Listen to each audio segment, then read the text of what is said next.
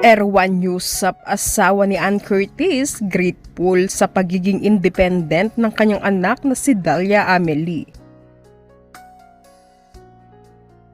Grateful for this independent little lady, yan ang caption ni Erwan Yusap sa ibinahaging video ng kanilang anak ni Ann Curtis kung saan makikita ang pagiging independent ni Dalia.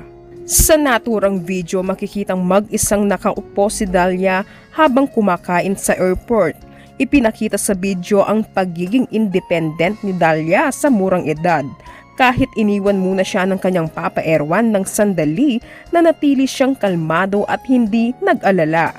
Tahimik lang siyang nakaupo at enjoy sa pagkain niya kahit mag-isa lang si Dalia. Kampante si Dalia at parang sanay na talaga. Marami ang natuwa dahil bihira raw makakita ng batang ganitong ka-independent sa murang edad. Kaya ang asawa ni Ann Curtis ay proud na proud bilang ama ni Dalia.